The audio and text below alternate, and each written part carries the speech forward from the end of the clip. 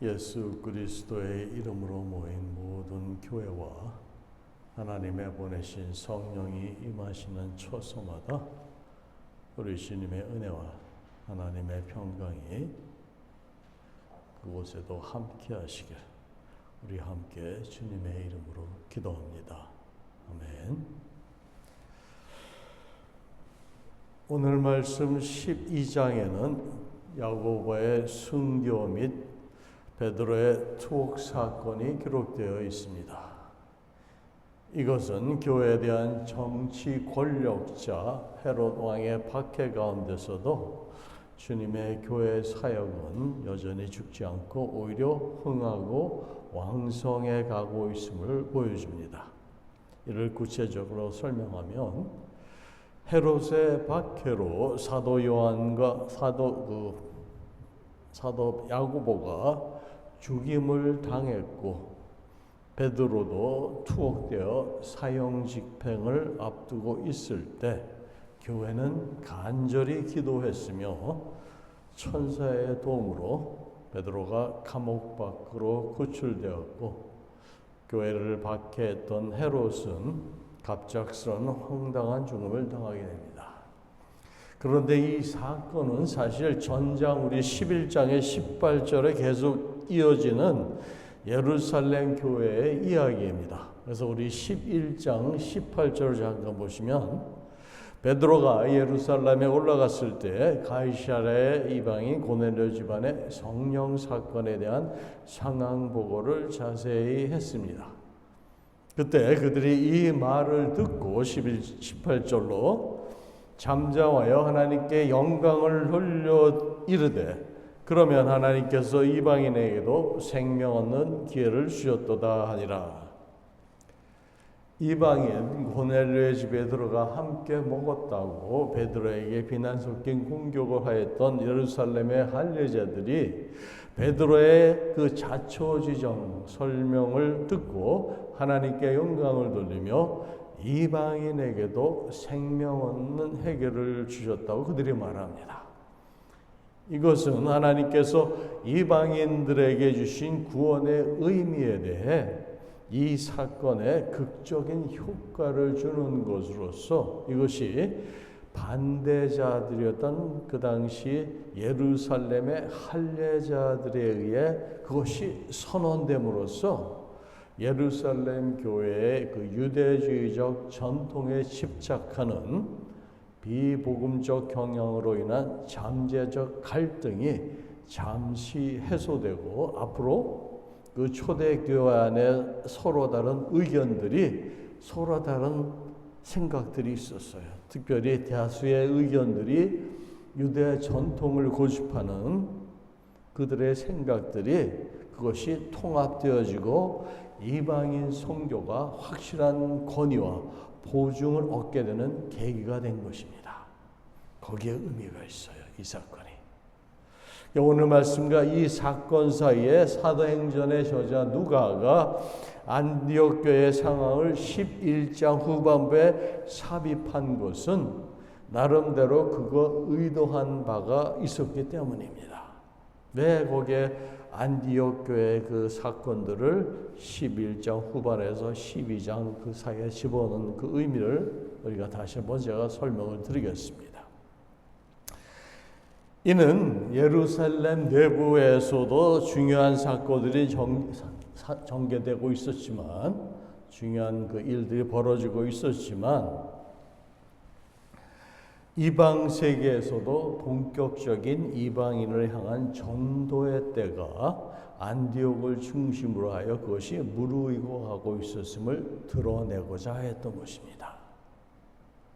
예루살렘이 물론 교회의 중심이고 거기에 지도자들이 있고 모든 사건이 거기에서 비롯이 되지만 성령은 이미 움직이고 계셨어요. 하나님의 영은 이미 예루살렘을 벗어나서 사마리아와 이방 지역으로 향하고 계셨던 거예요. 왜 그렇습니까? 주님의 뜻이 그래요. 그 복음이 사방으로 온 민족에게 땅끝까지 이르러 그것이 증거되기를 주님은 원하셨어요. 성령의 방향 따라 교회가 따라갈 때 그 교회는 흥하게 됩니다. 그렇지 아니하고 성령을 거스르고 그 반대로 가면 힘들어요. 예루살렘 교회가 처하고 있는 상황이 지금 그렇습니다.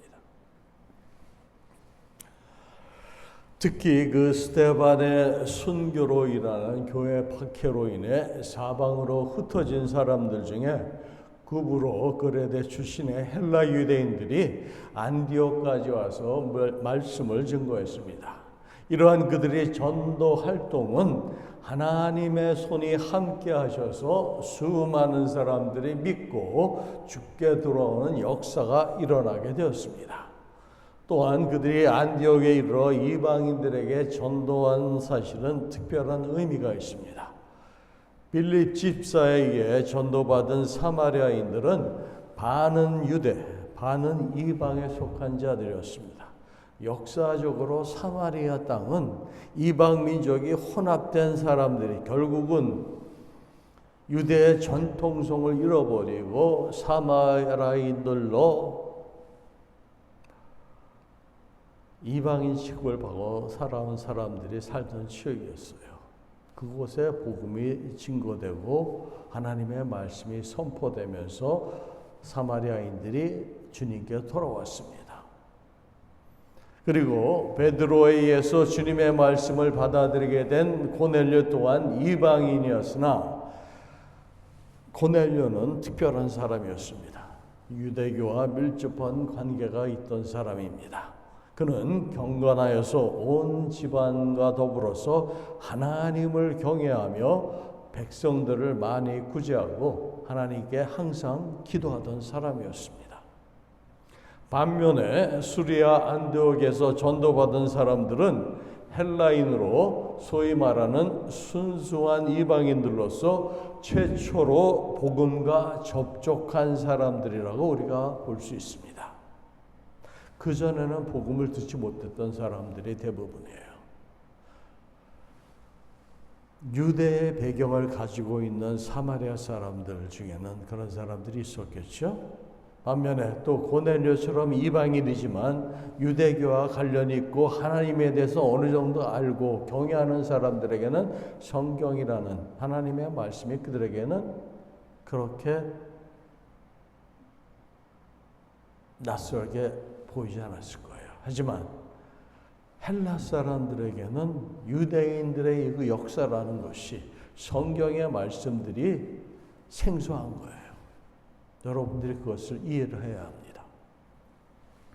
그래서 앞으로 전개될 그 바울의 전도와 선교 활동이 안디옥 교회를 거점으로 이루어진다는 사실을 염두에 두고 볼 때 우리는 안디옥 교회에 대한 하나님의 특별하신 의도를 여기서 짐작할 수 있습니다.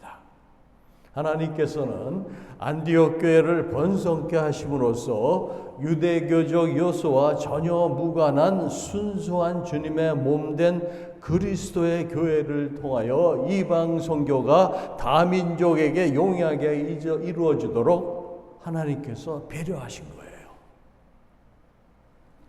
그것을 제가 잠깐 설명을 드리겠는데, 여러분들 새술은 새 부대에 담으라는 말 들어보셨죠? 새술은 새 부대에 담으라는 그런 말이 있습니다. 이 표현은 새로운 것에는 새로운 환경이 필요하다는 의미입니다. 이것은 예수님이 마태복음 9장 17장 말씀에서 인용한 것인데, 새술을 낡은 가죽 부대에 담으면 터진다고 말씀하시면서 새로운 가르침이 기존 체제와 충돌할 수 있음을 설명하셨습니다. 따라서 새로운 일을 시작할 때는 과거의 방식을 버리고 새로운 방식으로 시작해야 한다는 교훈을 주고 있습니다. 이처럼 베드로의 보고를 통하여 예루살렘 교회는 이방인들이 유대교와 관계없이 직접 주님의 복음을 받아들이고 하나님이 기뻐하시는 성도가 되었음을 그들이 인식하였습니다. 이 과정에는 유대의 민족주의적이며 이방인에 대한 배타적인 그러한 유대인들의 반발이 있었지만 모든 사역의 주관자 되신 하나님의 강력하신 그 구원 섭리에는 그들이 저항할 수가 없었습니다. 이에 고넬료의 성령 받음을 보고받은 예루살렘 교회가 수리아 안디옥에 있는 이방인 초신자들을 위하여 바나바를 파송한 것은 결과적으로 이방인이라는 새로운 선교의 영역을 개척함으로써 주께서 명령하신 땅끝까지 이르러 내 증인이 되라 하신 그 복음의 확장을 실천하는 것으로 초대교회 그 예루살렘 교회에 순종하는 신앙을 조금이나마 간접적으로 보여준 것이라 말할 수 있습니다. 유대인으로 민족적 그리고 인종적 지역적 감정을 극복하고 이방인들에게 복음의 씨앗을 뿌리기란 그렇게 간단한 일이 아니었습니다. 우리는 이렇게 복음의 진보를 위한 인간들의 그 수고와 노력의 배후에는 언제나 모든 일에 능하신 하나님의 손이 역사하심을 상기하지 않을 수 없습니다. 하나님께서는 온 인류를 구원하시기 위해 예수 그리스도를 이 땅에 보내사 십자가의 희생양이 되게 하셨고 당신의 자녀들을 일꾼으로 부르셔서 부족한 자들로 하여금 하나님의 일을 하게 하십니다. 그 일에 우리도 부르심을 받은 줄로 믿습니다. 아멘. 그래서 전장 11장을 통해서 우리는 바나바와 바울의 그 안디옥 교회에서의 사역이 성공적으로 수행되고 있음을 살펴보았습니다. 반면 12장에서는 이방 교회의 급속한 그러한 성장과는 대조적으로 예루살렘 교회에 임한 파상적인 핍박이 주요 내용으로 전개됩니다. 그래서 앞으로 오늘과 다음 주에 있어 2주 동안 12장을 살펴볼 텐데 오늘 1절에서 3절 말씀 잠깐 보세요. 그때 헤롯 왕이 손을 들어 교회 중에서 몇 사람을 헤아려 하여 요한의 형제 야고보를 칼로 죽이니 유대인들이 이 일을 기뻐하는 것을 보고 베드로도 잡으려 할세 때는 무교절 기간이라 말합니다. 그때 바로 예루살렘에서 베드로의 보고가 있은 그때 그 당시에 이야기의 무대가 안디옥에서 다시 이제 유대 지역 예루살렘으로 옮겨오면서 그 시점이 언급되고 있습니다. 여기서 말하는 그때는 헤롯 왕이 통치하던 시기이며 바나바와 사울이 부조를 전하기 위해 예루살렘을 방문하기 이전으로 보입니다. 왜냐하면 바나바와 사울은 헤롯 왕이 죽은 후에 예루살렘을 방문한 것으로 언급되기 때문입니다. 우리 12장 23절에서 25절을 보세요. 거기 보시면 헤롯이 영광을 하나님께 돌리지 아니하므로 주의 사자가 고치니 벌레에게 먹혀 죽으니라.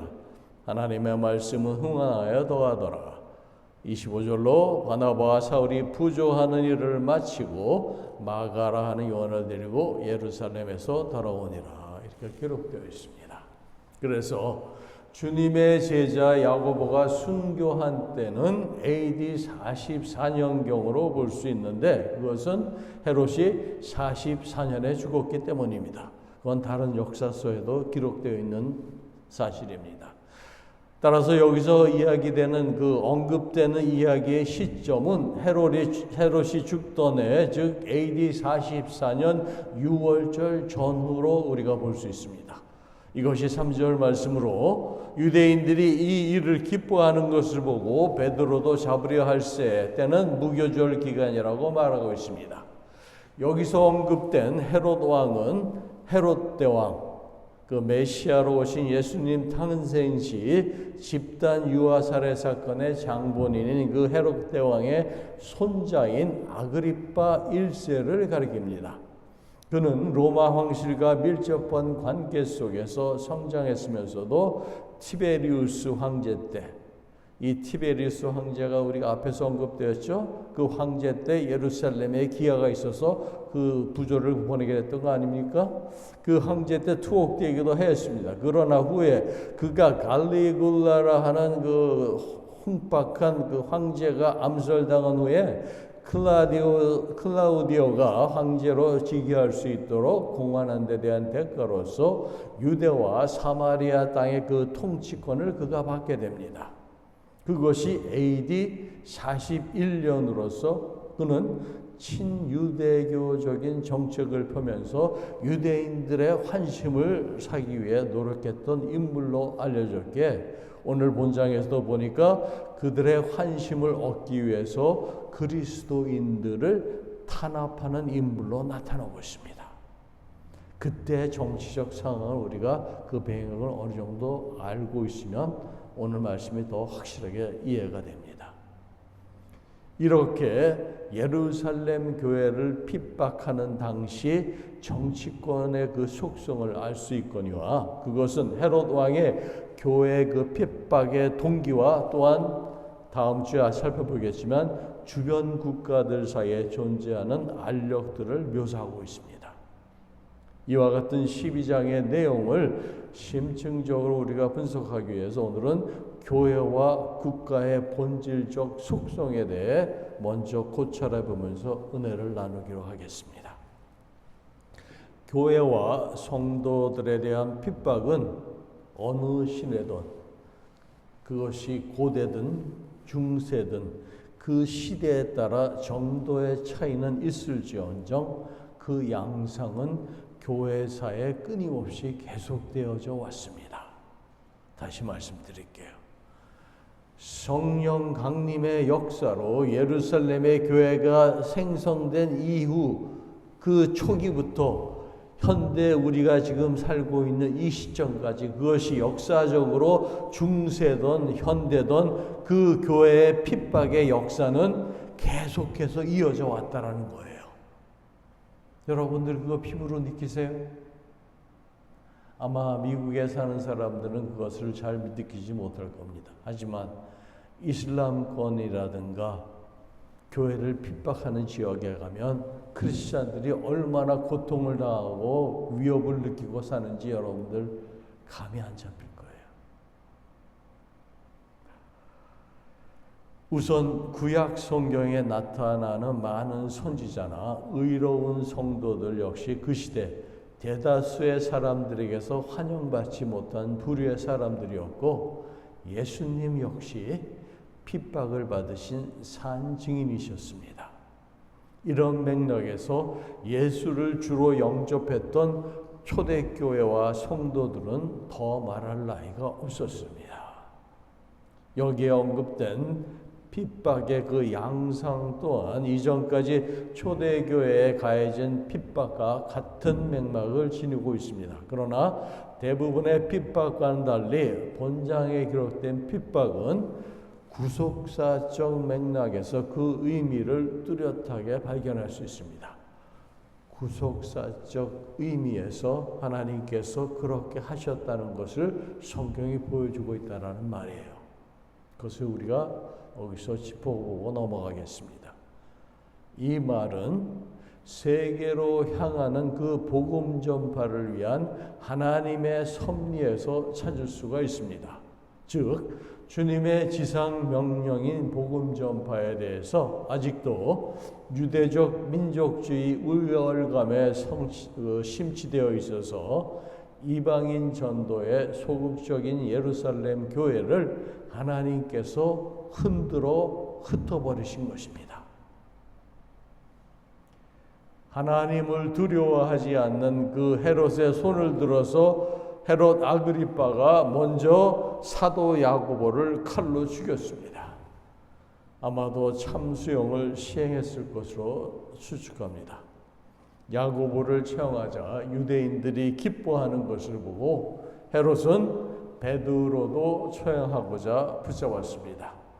헤롯이 베드로를 잡았을 때는 무교절 기간이었는데 헤롯이 무교절 기간에 베드로를 체포한 이유는 이 기간에 많은 유대인들이 예루살렘에 모이기에 유대인 무리 앞에서 교회의 수장격인 베드로를 처형한다면 유대인들의 그 한심을 그가 사고 자기에 대한 그 지지가 더 견고해지리라 생각했을 것입니다.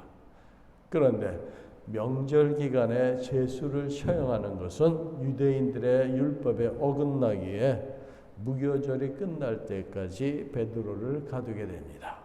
바로 오늘의 그 추록하는 베드로의 사건의 배경입니다. 한편 교회는 이때 스데반의 순교 때와는 다르게 반응합니다. 스데반의 순교 때에는 어떤 일이 발생했습니까? 교회가 사방으로 흩어지면서 청년 사울이 다메섹까지 그렇죠? 그 그리스도인들을 잡으러 쫓아갔지 않았습니까? 그런데 오늘은 그 반응이 다릅니다. 오늘 5절 말씀 보세요. 이에 베드로는 옥에 갇혔고 교회는 그를 위하여 간절히 하나님께 기도하더라고 말하고 있습니다. 베드로의 체포로 인해 교회가 하나님께 기도했다는 본 구절은 세 가지 중요한 의미를 우리에게 보여주고 있습니다. 첫째는 예루살렘의 성도들이 베드로의 체포를 야고보의 순교와 더불어 교회에 닥친 큰 위기로 판단했다는 것입니다. 이미 영향력이 있는 사도 야고보가 처형되었다는 점에서 베드로 역시 처형될 것이라는 결론은 자명했습니다. 따라서 핵심적 리더의 상실은 곧 교회의 위기로 인식되었을 것입니다. 두 번째는 교회의 단결을 볼 수 있습니다. 교회가 기도했다는 것은 교회가 하나 되어 함께 했다는 의미입니다.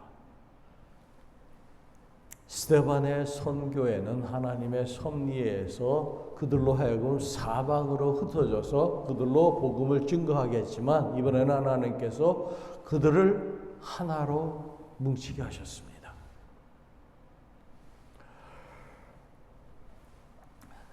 즉 교회의 위기 앞에서 두려워 흩어진 것이 아니라 도리어 단결하였다는 점을 여기서 시사해 줍니다. 이는 고난 중에 있는 교회가 어떤 모습을 취해야 할지를 잘 보여주고 있습니다. 세 번째는 고난 중에 취해야 될 교회의 본분 중에 가장 중요한 기도하는 모습을 모범적으로 보여주었습니다. 따라서 당시 그리스도인들은 물리적인 힘이 아니라 기도로 하나님의 능력에 전적으로 의지했습니다. 인간이 만들어낸 불법적인 힘에 맞서는 공의의 하나님의 성품에 호소하여 그분의 능력을 기대하였습니다. 결국 기도하는 교회의 모습의 결과는 베드로에게 나타난 기적적인 사실로 이루어졌습니다. 즉 교회의 기도는 기도로만 끝나는 것이 아니라 베드로를 구출하시는 하나님의 능력으로 말미암아 나타났음을 오늘 말씀에서 우리가 볼 수 있습니다. 따라서 교회의 단결과 기도하는 힘은 하나님의 역사와 능력이 나타나는 근본적인 동기가 된다는 것을 우리에게 보여주고 있습니다. 다시 말씀드릴게요. 단결과 그 기도하는 힘은 하나님의 역사와 능력이 나타나는 근본적인 동기가 된다는 거예요. 교회가 하나 될 때, 하나 되게 하시는 것은 바로 성령의 역사입니다. 사도 바울도 그 분란한 교회들에게, 이방 교회들에게 누누이 권면하는 말씀직이 너희는 성령으로 하나가 되라고 항상 주장을 했어요. 그리고 그것을 강조를 했습니다. 하나가 돼서 합심으로 한 마음으로 한 영으로 기도할 때 그 기도는 하나님의 역사를 초래하고 하나님의 손이 그들과 함께함을 의미하는 거예요.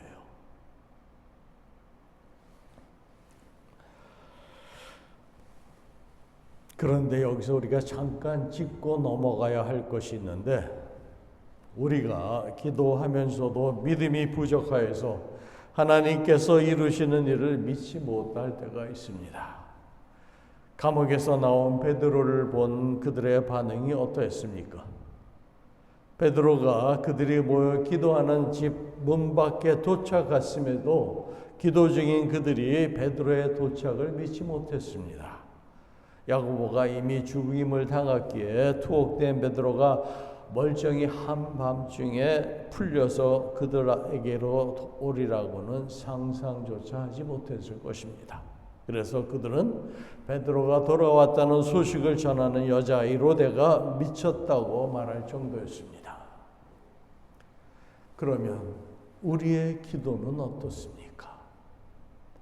주님을 위해, 교회를 위해, 그리고 주님이 맡겨주신 그 사명을 위해 우리가 기도하지만 정작 주님의 응답을 의심하거나 혹은 습관적으로 기도하고 있지는 않나 한번 생각해 볼 필요가 있습니다.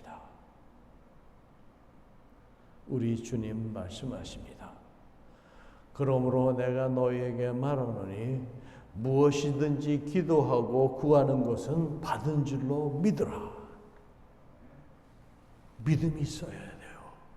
믿음이 없는 기도는 허공에 사라지는 매화리와 같은 거예요. 믿음으로 기도할 때 그 믿음이 하나님 보좌에 상달될 수 있는 기도가 될 수 있고, 능력 있는 기도가 될 수 있고, 하나님의 성령의 역사는 그 기도가 될 수 있습니다. 믿음이 있어야 됩니다. 그리고 그 구한 것은 받은 줄로 믿으라고 말씀하십니다. 그리하면 너희에게 그대로 되리라. 우리 주님 축복의 말씀을 주십니다. 하나님을 신뢰하는 믿음은 그분의 전능하신 능력과 무한히 그 선하심을 의심 없이 우리가 믿고 신뢰하는 것입니다. 여기에 한 가지 조건은 부정적으로 의심 없이 우리가 하는 것입니다. 그들이 모여서 베드로가 풀려나기를 기도를 했는데 이미 하나님께서 그들을 풀어주셨는데 그들은 그것을 이미 인식하지 못하고 있는 거예요.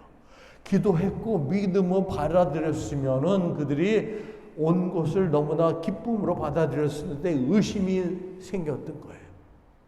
우리도 마찬가지예요. 기도할 때 의심하거나 부정적으로 기도하지 마시고 믿음을 가지시고 긍정적으로 이루어 주실 것이라. 근데 한 가지 조건이 있어요. 하나님의 뜻대로 해야 됩니다. 우리의 육신의 경력을 위해, 우리 개인을 위해서 구하는 기도가 아니라 그 나라와 그 의를 먼저 구하는 기도가 되어야 된다는 거예요.